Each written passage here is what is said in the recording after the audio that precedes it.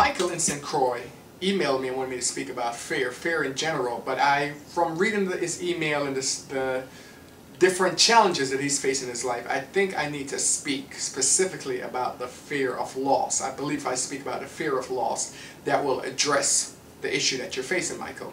And fear, like Yoda says, fear leads to the dark side. Careful you must be when sensing the future, Anakin. The fear of loss is a path to the dark side. Dark side is just basically energy that doesn't serve us. But let me talk about the fear of loss, because I had to face that fear in my life. Now, I told you earlier when I first started speaking about 10 years ago, when I got on the speaking market, I was only being booked in February. So if I got an engagement, if a college called and they called for March or another month, I would do whatever. I would bend over backward to get the deal, because I was just so fearful of not having any engagements in the other months. So I started doing all sorts of nonsense with my price. They would call and tell me, oh, Kirk, we only have $1,000 in the budget. We only have $1,200. And whatever they said, I took it, even though I know that wasn't the case. They had more money in the budget. As a matter of fact, I would show up to schools and they would bring in a big name speaker that was known, that was on television, and they would pay the speaker $20,000, $30,000 to come in. But the speaker had a problem connecting with the audience, because they were just going there and giving a lecture, and students don't want to be lectured to. So I would look and see what's going on and say, okay, well, they're paying this guy, they have the money to pay him, he's not even doing the job that I can do, and my ego was involved and it just wasn't working for me. So whenever something's not working for me, I talk to my Father. So I prayed, I said, God, you know, there's something that I'm not getting, because there's a line in one of my poems that says, it is the knowledge you lack that holds you back. So I started praying. I said, God, there's something that I'm not seeing, something that I'm not getting, because I'm in this career, I'm speaking, I'm good, I'm very good as a speaker, and I'm getting better and better, yet I'm not growing the way that I want to grow, and people are always playing games and nonsense with my price. Come to find out, once I sat back and studied what was going on, and I was spiritually led to a book, this book called The Millionaire Moses by Catherine Ponder. Millionaire Moses. I'll get back to this in a minute. So I was led to that book and read something in the book that really changed my outlook. And what I've found is that in life, if you start, let's take my situation for example. If I come out in the marketplace and I tell the marketplace that I'm worth a nickel, and then the marketplace start offering me 2 pennies and 3 pennies, and I say, okay, I'll take it, I'll take it. You're inadvertently telling the marketplace you're not worth a nickel, and you'll only get these pennies. The other thing is, if you don't stand up and say, well, I am worthy of this, no one will raise your fee. So you have to know that you're worthy of this. And at the same time, what I read here, the thing that really made it clear for me, she said, my good cannot be withheld from me. My good cannot be taken from me. No person, thing, or event can keep that from me which the universe has now for me. The universe is unlimited good for me, and I accept it, I receive it, and I experience it. Now, the universe is just another term for God, source, whatever you want to call it. So no good can be taken from me, and no one person can either supply my good or take my good away. And that's what happened with the fear of loss. We're thinking, okay, if I don't take this deal, man, I might not get another one, I might not get another speaking engagement. And that just made my career suffer, because I came out here and I'm in the marketplace and I'm not standing up for what I'm worth. And I was so confused back then, because I'm thinking, well, you know, I need to give. I know giving is good, so I need to give. If they can only afford that, I'll just give. No, no, no, no, no, no, no, no, no, no. You have to separate your business from other areas that you're working. Not that you can't give in your business, but this is where I give. I'll come, I'll make these 90 days videos. All my poems are on the internet for free. You can find all my videos for free. So I'm giving here. But when it comes to my business, I'm operating differently, in the sense that, okay, this is business, and let's conduct business in the manner in which business is being conducted. But even in our lives, in our personal lives, I've found that the fear of loss, it really causes us to lose a great deal.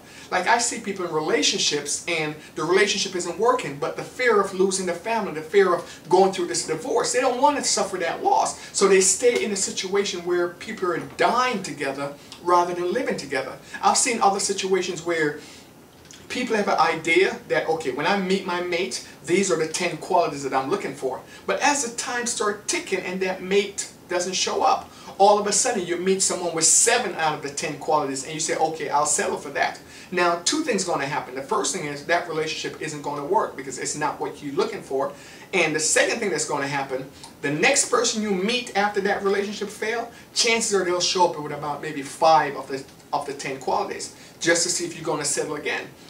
Basically what this idea equates to is you going to a restaurant and you order your food and the waiter bring you something that you didn't order. You have to immediately send it back. Yeah, that looks nice, but it's not what I ordered. And once you start sending it back and let the universe know, let God know, this is not what I ordered. I need you to bring me what I ordered.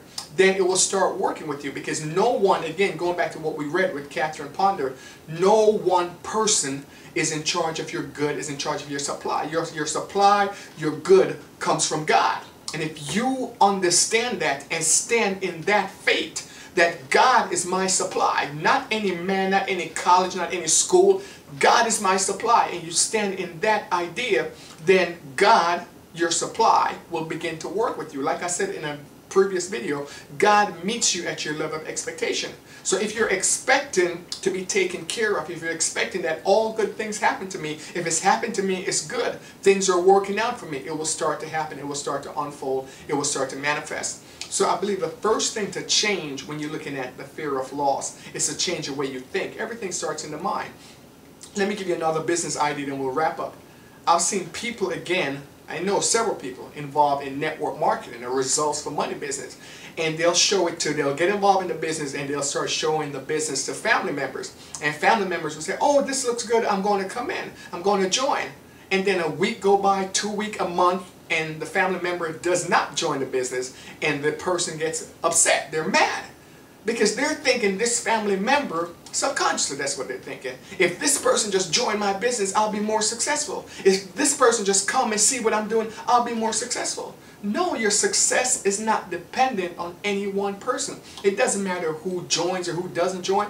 Your job is just to present the business, just to show the idea. And the people who want to get involved, they'll get involved. And the people who don't want to get involved, they won't get involved. But your supply, your good, your greatness doesn't come from any one person. Just like if any one person left your business, your life isn't devastated, it's not done, it doesn't collapse. Same thing with your relationship. If any one person walk out of your relationship, your life isn't over, it's not done, it's not collapsed. You have to know that your good, your supply comes from God. And as long as you don't compromise in what you're willing to accept, God, the universe, will not compromise in what it's willing to give you. I used to compromise on my speaking engagement. I used to show up and take whatever is available. And my business never grew. It started growing once I said, no, this is my fee, this is my price. If you can't afford it, I understand. But I'm not coming here for something less than what I believe I'm worth. Because as I keep devaluing myself to the world, to the universe and the world devalue me. After a while, when I started playing games with my fee, and whoever said, okay, we only have $1,000, or we only have $2,000, and I will go in there for less than my fee, I found it very difficult to get my full speaking fee after a while. Because the schools that were booking me for my full speaking fee, for some reason, they just faded to black, or it didn't happen anymore. And the schools that didn't have my money, they kept coming more, because I started attracting that nonsense because I was accepting it. People treat you, and the universe treats you, the way you treat them to treat you, or the way you train them to treat you. So don't accept anything that you don't want in your life. Send it back. This is not what I ordered. Send it back. If you're looking for a mate, someone, and they show up and they have 9 out of 10, send it back. It's not what you ordered. If you have the patience, the confidence, and the belief, it will come to you. Or you have to be willing to stand in your truth, stand in your faith, and know that my supply comes from nowhere other than God, other than source, other than good.